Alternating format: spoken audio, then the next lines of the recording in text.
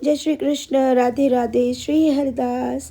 और ये है हमारे बरसाने वाली की लीला होने के बाद दूसरे दिन सुबह तो मैं उठ ही नहीं पा रही थी, मेरी आंखें सूज गई थी। लेकिन प्रभु ने ऐसी कुछ लीला की कि उन्होंने बताया कि हमें तुरंत जो है बरसाने की परिक्रमा के लिए निकलना पड़ेगा। और हम निकले और निकुंज सेवा करते करते अब हम पहुंच गए थे राधा बाग। अब हमने राधा बाग में यहाँ पे प्यारे प्यारे भक्त मिले। इन्होंने बहुत सारा प्रेम दिया, इन्होंने बहुत सारी बातें कुछ जानना चाहते थे, उन सब का मैंने उत्तर दिया। और उसके बाद ये शरीर आगे बढ़ने लगा। अब मैं आपको बता दूं, इन सभी भक्तों में ये बाबा मेरे फेवरेट थे। दूसरे उसके बाद हम पहुँचे हमारी सुदेवी जी के पास, क्योंकि हमें यहाँ पर भी कुछ सेवा करनी थी, जो कि मैं कुछ निकुंज सेवा थी और कुछ बाकी सेवाएं धीरे धीरे यहाँ पर होती रहेंगी। लेकिन सारी सेवाओं को मैं दिखा पाना वीडियोज़ में थोड़ा टफ है, ठीक है। और यहाँ पर हमने बहुत सारा मतलब अपनी जल्दी से निकुंज सेवा की, क्योंकि हम लोग घर से ही निकले थे सुबह मॉर्निंग में 2 बजे करीब, और 3:30 बजे हम वृंदावन पहुँचे। वृंदावन से डायरेक्ट, क्योंकि हम भोजन बना के ले गए थे और वो प्रसादी हमने अपने प्यारे इन सभी शिष्य भक्तों को जो है पवाई थी। और उसके बाद एक और प्यारी भक्त थी जो राजस्थान से आई थी, वर्षा, वो भी हमसे मिलने के लिए वहीं आ गई थी।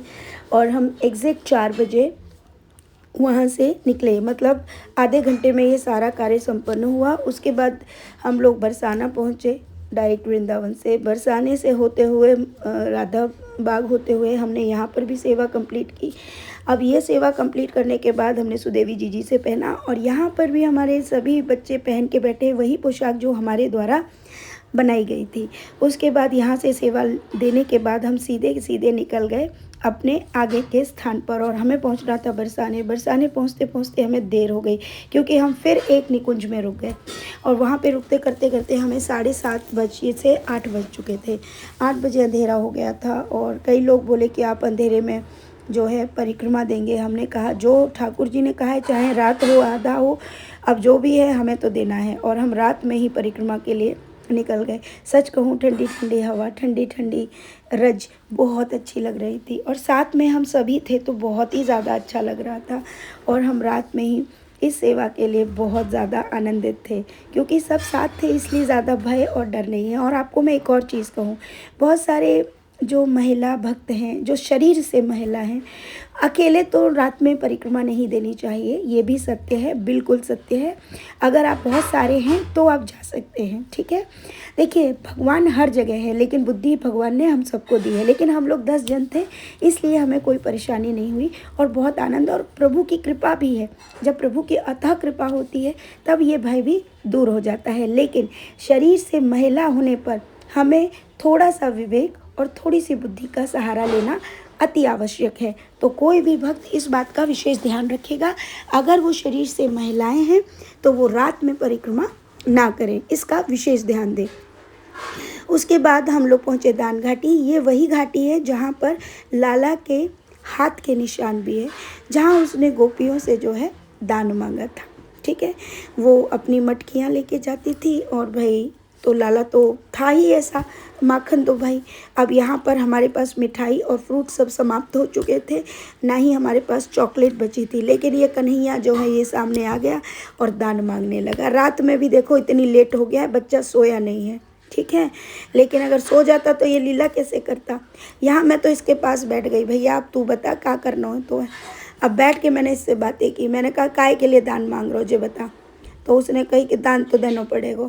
मैंने कहा ठीक है, तो तू नाच के दिखा। तो कह रहा है ऐसे नहीं नाचूंगा, पहले पैसे लूँगा। मैंने कहा पैसे पे ही नाचेगा। देखो, द्वापर युग और कलयुग में कितना अंतर है। द्वापर में हमारा कन्हैया क्या करता था, वो माखन के बदले नाच लेता था। और यहाँ भैया ये कलयुग का प्रभाव ऐसा है कि संसारी माताएं बच्चों को माखन न मांग कर फ्रूट्स का दान भी मांगा जा सकता है। लेकिन क्योंकि सब कलयुगी माताएं हैं, बच्चों से सिर्फ धन की ही डिमांड करने के लिए कहती है, तो बच्चे भी वही करते हैं। देखिए, ये भी कृष्ण लीला है। अब कृष्ण लीला क्यों, ये भी कृष्ण है, लेकिन अंतर देखो। लोग कहते हैं कि कृष्ण ने बड़ा गलत किया। कृष्ण ने तो जितना किया तुम सबको ज्ञान देने के लिए आप किया, लेकिन आप ही लोग ज्ञान नहीं लेते। बताओ, कृष्ण तो माखन के लिए ये सब करता था। और माखन भी क्यों, ताकि मथुरा तक यानी कंस तक वो माखन ना जाए, और जो राक्षस गण हैं वो ताकतवर ना बन जाए, इसलिए करते थे। और यहाँ आप बच्चों को क्या सिखाते हैं? दान दो, पैसे के बिना नहीं जाने देंगे। किसने सिखाया? उन्होंने बड़ों से सीखा। लेकिन खैर, हम इसमें कोई भी त्रुटि या गलत चीज़ नहीं देख रहे हैं, लेकिन हम इसको सुधार सकते हैं। सुधार कैसे? कि अब जो भी भक्त वहाँ जाए, वो जा रहा है परिक्रमा के लिए, तो हमें यहाँ नहीं पता था कि भाई इस समय रात में भी कोई मिल जाएगा, है ना। तो हम इस समय, वैसे तो पिछली बार भी हम फ्रूट्स लेके गए थे जब हमने परिक्रमा लगाई थी, तो इस बार क्या करेंगे, अगली बार से जो भी जाएगा वो फ्रूट्स, मिठाई या चॉकलेट्स बच्चों को जो पसंद है वो लेके जाएगा, और दान में वही दिया जाएगा, धन या दौलत नहीं, ठीक है। क्योंकि धन बच्चों को नहीं दिया जाता है, जो कि बच्चों को बिगाड़ती है। ये गंदी आदत होती है, इससे बच्चे सदुपयोग नहीं कर पाएंगे। अरे भाई, ये वही माया है जिस माया से मथुरा यानी ब्रिज में होते हुए भी कंस और उसकी प्रवृत्ति मायाग्रस्त थी, इसीलिए तो वो कंस था, है ना। चलिए, इससे आगे जैसे ही हमने कदम बढ़ाया, यहाँ मेरे लाला लीला कर रहे थे, संतों ने बताया कि यहाँ पर ये लीला प्रथम बार हो रही है और मैया आप यहाँ बैठो। बहुत आनंद आ रहा था। थोड़ी देर बाद धीरे धीरे यहाँ पर कई सारे संत भी आ गए और यहाँ पर बहुत बहुत आनंद मिला। यहाँ पर आरती करने का सौभाग्य प्राप्त हुआ। लाला ने मुझे बहुत प्रेम किया, लाला ने मेरे साथ नृत्य किया, मतलब अनंत चीज़ है। और ये सारी चीज़ें होते हुए हमने बहुत ही अच्छे तरीके से अपने बरसाने वाली की पूरी परिक्रमा को पूर्ण किया।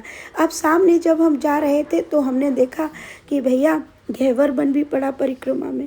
अब रात का समय था तो इतने सुंदर तरीके से लाला ने दर्शन दिए कि शब्द नहीं है मेरे पास। इतना प्रेम मेरे लाल का, इतना प्रेम, इतना प्यार, मतलब कि उसको शब्दों में बयान नहीं कर सकती। हर जगह तो लाला था, बरसाने वाली की परिक्रमा का पता ही नहीं चला। आगे से गहवर वन में मैंने सबसे बोल दिया था, कोई भी लता पता को हाथ नहीं लगाएगा, बिल्कुल भी हानि नहीं होनी चाहिए, कोई किसी भी वस्तु को टच नहीं करेगा। रही मेरे ठाकुर की बात, उसे छुए बिना तो मैं रह ही नहीं सकती। लेकिन आप सब इस बात का ध्यान रखें, पहली बात तो रात में ये चीज़ें अकेले ना करें, और दूसरा, जब ये रात तो हो ही चुकी थी, रात के 10:30 बज रहे थे, बिना शोर किए एकदम आसानी से, बहुत धीरे धीरे, मैंने कहा शोर कोई नहीं करेगा, मैंने पहले ही सबको समझा दिया था, और सभी ने धीरे धीरे बिना किसी लता पता को कष्ट दिए, कोई भी यहाँ पर कुछ नहीं करेगा। यहाँ की सुंदर आवाज़, आहा हा, कितनी सुंदर आवाज़ आ रही थी। हमने जल्दी जल्दी धीरे धीरे अपने आप को बचाते हुए वहाँ की रज को भी बहुत आराम से स्पर्श करते हुए इस पूरी परिक्रमा को पूर्ण किया। सोना ने अपनी पूरी जब कंप्लीट की, पूरे बरसाने की कंप्लीट की, और बहुत ज़्यादा आनंद मिल रहा था। एक ही साथ प्रभु ने हमें सब जगह की परिक्रमा करवाई। सिर्फ हमें लग रहा था हम एक ही स्थान की परिक्रमा कर पाएंगे, लेकिन हम तो परिक्रमा पे परिक्रमा किए जा रहे थे। उस आनंद की अनुभूति को शब्दों में बयान करना बहुत मुश्किल है, क्योंकि ये शब्दों में बयान होती ही नहीं है। इसके लिए तो प्रभु की कृपा का होना बहुत ज़रूरी है, अन्यथा हम कुछ भी ना कर पावे। इसके बाद सारी रज को करते जैसे ही हम आगे राधा कुंड पे पहुँचे, अरे बाप रे, वहाँ भी रासलीला चल रही थी। लाला वहीं पे भागे आ रहा था, मैं तो पागल ही हो गई थी। मैंने कहा, हे मेरा लाल, तू हर जगह मुझे दिख रहा है मेरा बच्चा। अब लाला यहाँ किसके पास भागा जा रहा था, अब मैं ये आपको बता दूँ। यहाँ पे ललिता जी जो हैं, यहाँ लीला जो चल रही थी राधा कुंड पे, ये अलग सरोवर कुंड बोलते हैं इसको भी, ये गहवर वन में ही है। और यहाँ पर ललिता जी जो है कृष्ण को भगा कर ले गई हैं। कहाँ ले गई हैं? ऊंचे गांव। और हमने यहाँ पे दर्शन किए और इतना आनंद, हम इतना खुश हो रहे थे, मतलब पल पल पे ये चीज़ हो रही थी। उसके बाद हम तपोस्थली पर पहुँचे और तपोस्थली पर मैंने कहा, दंडवती तो प्रभु मेरे शरीर में इतनी ताकत नहीं कि मैं सब जगह दूँ। अब बहुत से भक्तों का कहना है कि महिलाओं के लिए दंडवती परिक्रमा नहीं है। देखिए, जब हम प्रभु की भक्ति करते हैं तब इस शरीर का बोध नहीं होता, और ना ही इस शरीर का बोध रखना चाहिए, क्योंकि शरीर में जितने भी हैं सब गोपियाँ ही हैं, चाहे वो पुरुष हो या स्त्री हो। क्योंकि जब हम भक्ति कर रहे हैं तो तब तो सब बोल रहे हैं कि सब सखी हैं, तो परिक्रमा करते वक्त फिर ये बोध अलग से कहाँ से आ गया, है ना। तो यहाँ पर कोई स्त्री पुरुष नहीं, ज़्यादा नहीं, थोड़ी सी ही सही, हमने उस तपोस्थली की दंडवती परिक्रमा की। और यहाँ से ये भी हमारी राधा रानी की ही कृपा थी, उन्हीं के कहने से हमने ये सब कंप्लीट किया।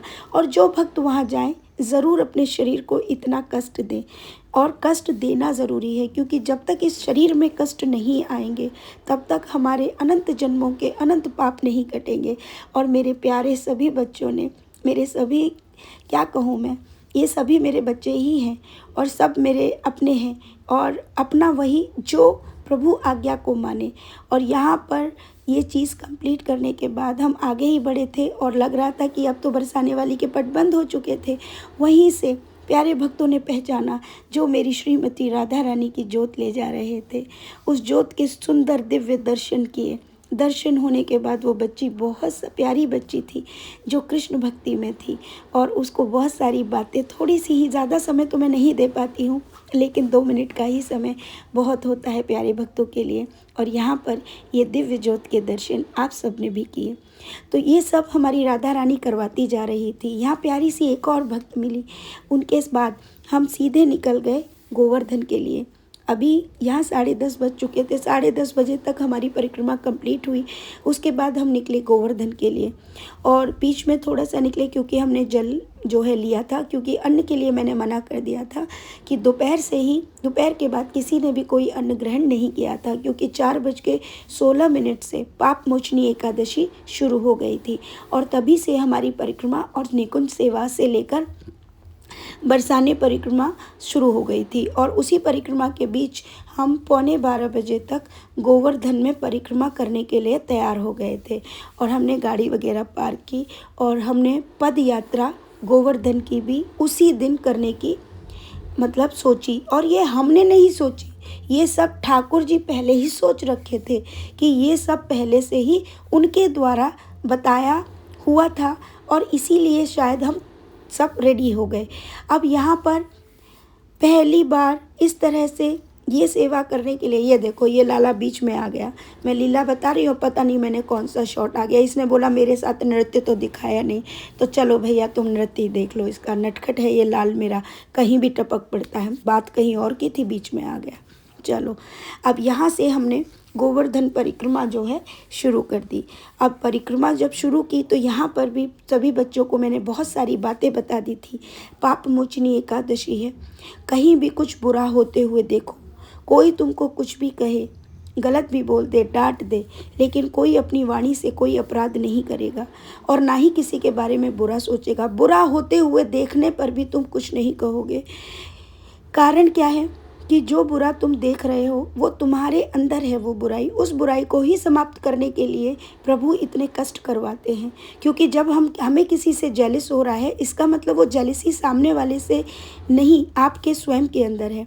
अगर हमें कोई अच्छा नहीं लग रहा है, इसका मतलब है कि वो अच्छाई हमारे अंदर नहीं है। हाँ, गलत कर्म करते हुए तुम देख रहे हो, लेकिन तुम्हारे बोलने से वो व्यक्ति गलत कर्म छोड़ेगा नहीं, इसलिए उसको उसके हाल पर छोड़ देना चाहिए। इसलिए ये सब समझाते हुए हम गोवर्धन परिक्रमा करने लगे। बहुत आनंद आ रहा था।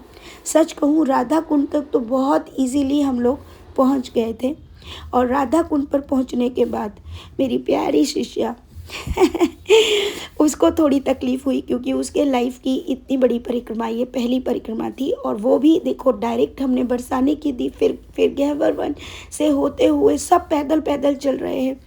दोपहर 3 बजे से सब लगे हैं, और 3 बजे से लेकर दूसरे दिन सुबह 6 बजे तक सबका चलना, यानी 12-13 घंटे चलना बड़ी बात होती है। और उसके बाद यहाँ पर आकर हमने जो है पूजा अर्चना की राधा कुंड में। लेकिन हम वस्त्र रख के नहीं लाए थे। अगर वस्त्र लाते तो यहाँ पर स्नान करके भी हम परिक्रमा को पूर्ण कर सकते हैं। व्यवस्थाएं इतनी अच्छी नहीं होती हैं, लेकिन उसका ध्यान रखना हमारा कर्तव्य है। कोई भी गंदगी हमें राधा कुंड पर नहीं करनी चाहिए, या किसी भी तीर्थ स्थान पर नहीं करना चाहिए। इसलिए हम तो कोई ऐसी चीज़ करते ही नहीं। कारण क्या है, आप बॉटल्स भी अगर ख़रीदते हो पानी पीने के लिए, उन्हें भी डस्टबिन में ही डालें, इधर उधर ना फेंका करें। इसके बाद यहाँ पर जो है प्रभु को प्रणाम कर कर हम नहा तो नहीं सकते थे, कम से मुख तो मुंह धो के भैया 1-2 फ़ोटो ही खिंचवा लो, शक्ल तो 12 बज चुके थे सबके, ठीक है। लेकिन भैया मुझे तो उत्साह हो रहा था, लेकिन मुझे इतना ज़्यादा दर्द नहीं, मेरे पैरों में बस हल्का सा थोड़ा सा दर्द तो था, क्योंकि भाई शरीर चल रहा है, इतना वज़न ले रहा है। और सुबह 6 बजे हमारी परिक्रमा पूर्ण हो गई थी। यहाँ आके ऐसा आनंद महसूस हुआ, तब तक भैया हालत खुस्ता थी। अब थोड़ा कष्ट तो होगा हाथ पैरों को भाई। और यहाँ आकर जैसे ही हमने अंदर प्रवेश किया, तब जाके महसूस हुआ कि आहा क्या आनंद था। उसके बाद हम सीधे घर आए, घर आके स्नान किया। वहाँ भक्तों के फ़ोन आ गए थे कि पाप मोचनी एकादशी है दीदी, आप दर्शन देंगी? तो हमने कहा हाँ, क्योंकि हम 9:30 बजे घर पहुँचे। हमने आते ही स्नान किया, स्नान करते ही करुआ को जो है सोना ने तैयार किया, करुआ का श्रृंगार हुआ, मैं भोग बनाने चली गई। खुशी ने सारे बच्चों को तैयार करके रखा था, छोटे बच्चों को, और घर को सारा मतलब साफ़ सुथरा। और उसके बाद सारे भक्त जो है 12 बजे लाला के दर्शन करने के लिए आ गए। और लाला तब तक भोग वगैरह सब पा चुके थे, प्रसादी जो है सब रेडी हो गई थी। और यहाँ पर आकर उन्होंने अपने प्यारे भक्तों को दर्शन दिया। और 4 बजे तक भक्त जो है घर पर ही थे, और बहुत देर तक प्रभु की ही चर्चा होती रही। और ये हमारे ठाकुर जी, ये देखिए भक्त के साथ पाप मोचनी एकादशी के दिन ही ठाकुर जी जो है घर में भी प्रविष्ट हुए, घर में आए, पधारे। और ये भी बहुत बड़ी बात थी हमारे लिए, क्योंकि ठाकुर जी का किसी भी रूप में आना, वो भी एकादशी के दिन, बहुत ही शुभदायक होता है। इससे प्रभु ये बताते हैं कि मैं बहुत प्रसन्न हूँ तुमसे। उसके बाद हमारे करुआ ने पहले ही हमें बता दिया था कि उसने ये सब क्यों करवाया, क्योंकि देखिए अनंत क्रियाएं जब हम करते हैं, हम जब सेवाओं में होते हैं, तो हमसे बहुत सी त्रुटियां भी होती हैं। और प्रभु के जितने नज़दीक जाना है उतने पुण्य अर्जित करने होंगे। पुण्य अर्जित करने के अनंत तरीके हैं। किसी के दिल को न दुखाना, किसी को परेशान न करना। यहाँ हमारे बांके ठाकुर जी ये तो संपूर्ण पूरी तरह से साक्षात रूप में आए हैं। उन्हीं के द्वारा और उन्हीं के आने के कारण हमारा कल्याण हो रहा है, और अनंत भक्तों का कल्याण भी हुआ है। जिन्हें पहले ज्ञान की बातें समझ नहीं आती थी, आज वो ज्ञान की बातें करते हैं। आज उनका जीवन सुधरा है, उन्हें कृपा समझ आई, उन्हें भाव समझ आया। और ठाकुर जी ने एक बार कहा भी था, याद होगा आप सबको, कि मैं सबके कल्याण के लिए आ रहा हूँ। देखो प्रभु का श्री विग्रह रूप में आना कितना इम्पॉर्टेंट है और क्यों ज़रूरी है, वो मैं बता रही हूँ। कि लोग कहते हैं भगवान साक्षात है तो स्वयं मनुष्य रूप में क्यों नहीं आते। देखिए कलयुग में और द्वापर में कुछ तो अंतर होगा।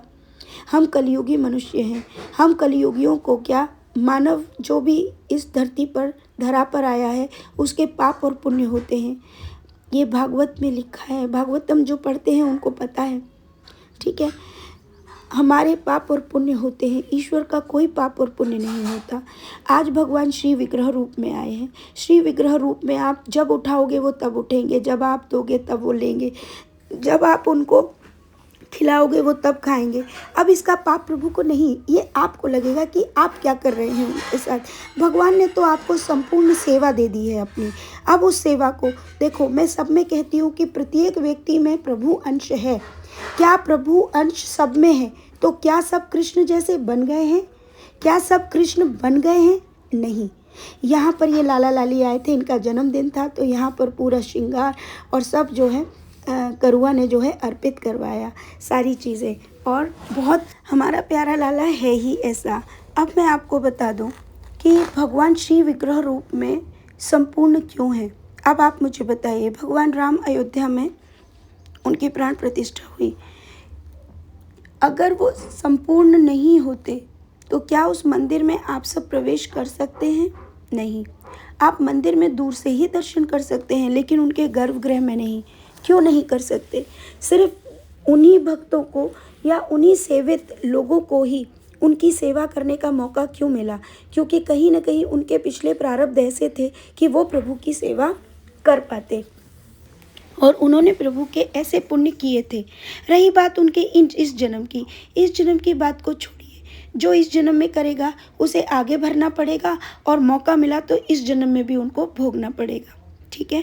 प्रभु हमेशा ही श्री विग्रह रूप में पूर्ण होते हैं, क्योंकि भगवान हमारी तरह 5 तत्वों से निर्मित नहीं है, ठीक है। भगवान के पाप पुण्य नहीं होते, भगवान किसी के पाप नहीं देखते। इसीलिए तो आप छोटे छोटे लाला लालियों को अपने घरों में लेकर आ जाते हैं। आप उनको छू सकते हैं, आप किसी भी अवस्था में उनको छूते हैं, किसी भी अवस्था में खिलाते हो, पिलाते हो, कुछ भी करते हो। कुछ भी नहीं, पहले तो ये सब भी नहीं होता था, क्योंकि भगवान दीन दयाला है। वो क्या करे, उनको इस रूप में आना मतलब ये चीज़ सिद्ध करना है कि प्रभु किसी के कोई भी पाप नहीं देखते और भगवान सबको अपनी सेवा करने का मौका देते हैं। अब ये मनुष्य के हाथ में है कि वो भगवान की सेवा करके उस पुण्य फल को प्राप्त करे। यहाँ पर आप मुझे बताइए, जब करुआ यहाँ पर आ रहे थे तो उन्होंने अपनी लीलाओं के द्वारा सबको बताया कि मैं आ रहा हूँ। क्या आज तक आपने किसी भी बड़े बड़े मंदिरों में ये आते हुए सुना कि मैं आ रहा हूँ? लेकिन प्रभु ने कहा और प्रभु आए। क्या वो साक्षात नहीं है? आज उनकी लीलाएं सुनने के बाद भी आपको अगर साक्षातपन का फ़र्क पता नहीं चल रहा तो ये आपकी पापों के कारण है कि आप उनकी इन लीलाओं को नहीं समझ पा रहे हैं। इतना ज्ञान वो आप सबको दे रहे हैं तो आप नहीं समझ पा रहे हैं। दूर रहकर ही सही, लेकिन फिर भी आप सेवा नहीं कर पा रहे हैं। प्रभु साक्षात हैं फिर भी नहीं जान पा रहे। बहुत से भक्त कहते हैं कि दीदी हम सामने से दर्शन करना चाहते हैं। देखो, प्रभु को जिस पर कृपा करनी होती है उसके लिए सामने क्या और पीछे क्या, दूर क्या, पास क्या, कृपा आपके भावों में है, आपकी सेवाओं में है। अब अनंत लोग वृंदावन जाते हैं, मंदिरों में जाते हैं, क्या वहाँ जाकर ही कृपा प्राप्त होती है? नहीं, उनके अंदर भाव तो प्रभु दूर से ही आपके पुण्य कर्मों के द्वारा प्राप्त हो जाता है। क्योंकि सिर्फ कि दर्शन कर लेने से मनुष्य नहीं बदलता, मनुष्य बदलता है अच्छे कर्म करने से, अच्छी सोच रखने से। और उससे भी बड़ी बात कि आपके पिछले प्रारब्धों के द्वारा जो स्मृतियाँ आपके पास हैं, उन सुंदर स्मृतियों को जब आप भगवान की भक्ति में लगा देते हैं, तब मनुष्य नॉर्मल इंसान से भक्त बनकर आगे श्रेष्ठता को प्राप्त करता है। तब जाके भगवान की करुणा का पता चलता है। यहाँ तो ठाकुर ने अपनी सेवा का मौका भी आप सबको दे रखा है। तो खूब सारा प्रेम। राधे राधे। श्री हरिदास।